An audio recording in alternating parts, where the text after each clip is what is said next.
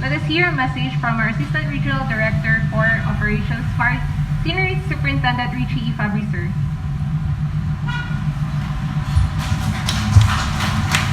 Thank you so much. That was a gentle reminder from our Regional Chief of Staff, and it was very nice to hear that the guidance must be properly observed, and also the advice of our RCS to our TIN speaker that you should have to join with a jump ball in order to get the ball. But then again, be sure that you will get the ball, not the other way around, no? Not the other thing. Well, that is just to start the day with a pleasant morning. Let us face the morning with happiness, joy. From that very beginning, we will end up happiness also. God is love, and love is God. That is why we have to share love to one another. Based on the topic that has been mentioned by the TIN speaker, it is very nice to hear. Though per observation throughout the world, not only with our organization, it is still that honesty is the best policy. And for our RCS, cleanliness must be properly observed also, because cleanliness is next to godliness. Kung marumi tayo sa isip, sa salita at sa gawa, meaning we will be far from God. That is a very, very essential thing to remember. But then again, per observation throughout the world, we can observe based on a song. Though honesty is the best policy, but sometimes honesty is such a lonely word. Everyone is one truth. Nonetheless, it is observed more on the politicians. We have the upcoming election. They are more giving promises. Once you promise, try to realize your promise, because it would reflect to your personality.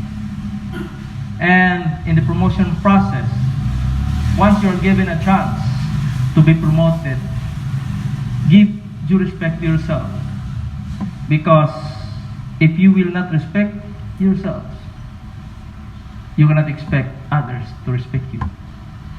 Great powers comes great responsibilities, and it is incumbent upon us, once we have that rank, once we have that designation, it must be given due course and due importance.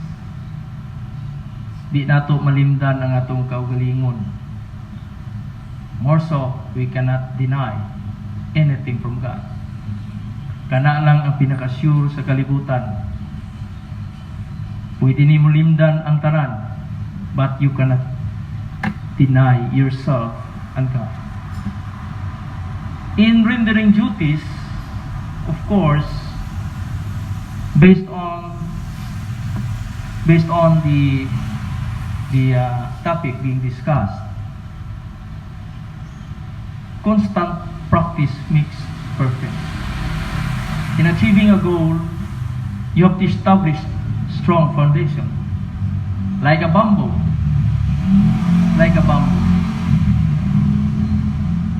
It shows flexibility and resilience. Isag unsa nga unos moabot, makita ni mambam mo maglumba-lumba lang na, but it has a stronger anchorage from the ground. And the anchorage for us public servants is the Bible. When we talk an oath for the public officials and even the highest ranking officials, Biblia gina ang butangan sa atong kamot. Why? Our constitution is anchored from the laws of God. So bisan unsaon pa nato paglimod sa atong kaugalingon, truth shall prevail and truth shall set us free. And with that, we must be true to ourselves in rendering duties. My dear brothers and sisters, my dear comrades, once we are given opportunity, give due respect to yourself. Maula na siya ang pinaka-importante. Kaya kung di mo tagaag, respeto imong kagalingon, dili di ka makatrabaho og tarong. Di ka makatrabaho og tarong. Why? You do not have your goals. You do not have your objective in life. Again, reiteration from the advice of our RCS, we have our own IPCR. Regardless you have your superior, or in absence of your superior, you have to do your share. You have to do your job. In absence of the senior officers, we have to do our share and we have to do our job. In absence of our regional director, the more we have to strive. We have to strive in order to ensure that everything is in place. Masaligan gani ka sa gamay nga butang, ay ha ka masaligan sa dinagko. But dili gani ka masaligan sa ginagmayng butang, di jud ka masaligan samot sa mga dinagko. So ingon na lang, our superiors from above, from the National Headquarters down to the regional directors and even from the lower echelons, be it from the provincial, city, and municipalities.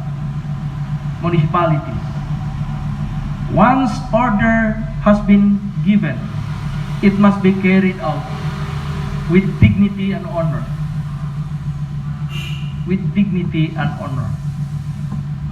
Remember always that we are semblance of the organization.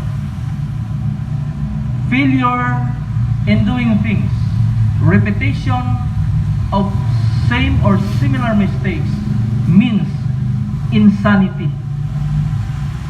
Dili na siya negligence. Mas grabe pa na, mas lala na. That is insanity. And that is why you need to take the neuro exam again. Try to evaluate yourselves. Nahimo ba na ako ang akong uluhaton in the past weeks? Regardless kung naay nagtanaw na ako, wala. If so, good. If not, try to cover up. Wala may perfect sa tao. But then again, we must be open-minded in order to have a room for improvement. Leadership and management must emanate from within. From within. You cannot discipline others without disciplining first yourself. How could you expect others to follow you when you are leading? They saw you as not a good leader. So, inguna lang na simple ang kinabuhi. But then again, do not compare yourselves with the others.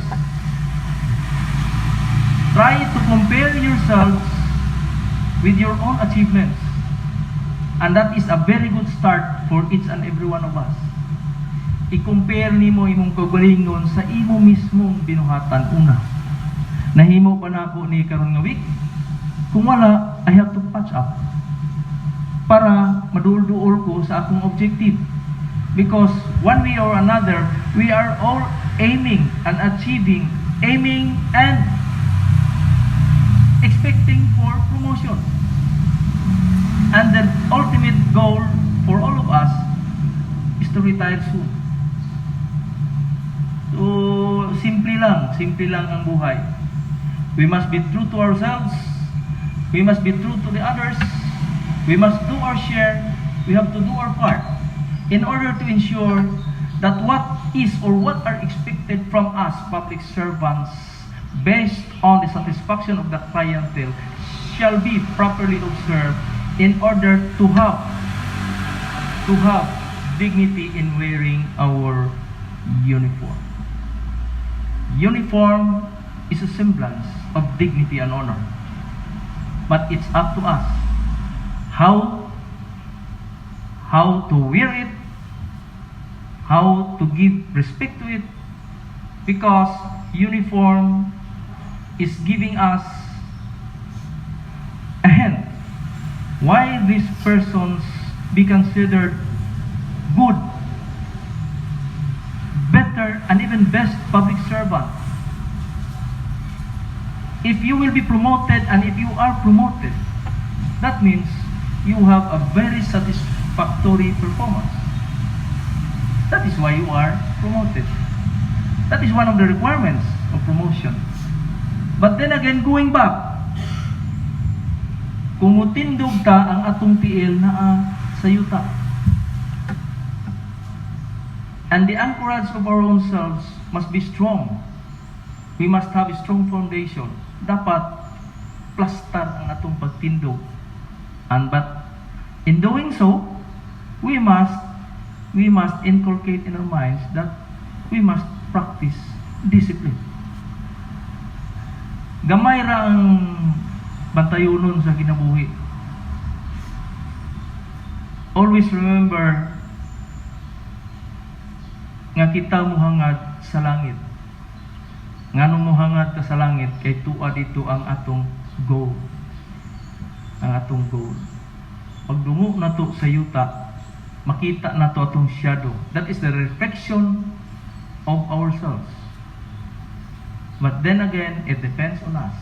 That is why my brothers and sisters, my dear comrades, follow the advice of our Regional Chief of Staff. Walay mawala sa ato when we abide the rules and regulations, policies and guidelines, because these things are made in order for us be guided accordingly. Wala na ilain. Muhatag atong Regional Director of marching order, then that order shall be followed. Shall be followed, of course, with observance of your own IPCR. Going back to your own IPCR, try to revisit, review, kung unsa bagid ang imong functions. And with that, imo po nang i-blend. Because we have what we call a vertical responsibility. Vertical responsibility means you are sanctioned to your superior, and we have also horizontal responsibilities. You have to coordinate and collaborate and cooperate with your peers in order to ensure that within that section and even in the division, everything will go smoothly. Inguna lang, ayaw na ninyo libuga ang inyong una-una. Start from this very moment, start reviewing your IPCR, and you will know what are your responsibilities, your duties and functions, and of course, your liabilities. Because in every designation we have corresponding liabilities. I hope moabot gyapon mo sa amo nga position. Moabot gyapon mo. In the future, at the end of the day, you will reflect something that kung unsa ang imuhang foundation, kung unsa ang imuhang itanom, imo nang anihon. So inuna na lang kasimple. So from this very moment, parang babalik-balik na ang reminders sa atong Regional Chief of Staff. Then again, I have learned ang uban daw na break tungod sa practice. The order of our Chief of Staff, be sure that all those who are not present here, mauratuto ang narito. Mauna ang pasabot sa atong Regional Chief of Staff. In fairness to those who have practiced in the preparation of the RDSCA. Siguro, they are the ones to be considered. But those who are not present, not part of the practice, then again, they shall be given due attention and be recorded. Ingananan lang kasimple, nindot ang panahon, though coming ang low pressure area sa atong part, Mindanao is not so affected. Pero sa ato lang, we have to pray. Because we are part of the Philippines, we are part of the world, and we are part of the universe. And we are all sons and daughters of God. We must anchor always with the plans and programs of God. If we have plans and programs, God also has plans and programs for us. And it would be beneficial. Precisely, it will be in the positive aspects. All trials, all obstacles, all challenges that we have faced, time will answer it. Time will answer it. That is why there is what we call time management, as what I've been mentioned. Lilipas at lilipas din lahat yan. But then again, your foundation, your anchorage to God shall be the best and the most considerable thing that must be inculcated in our minds. Thank you and good day to all of us.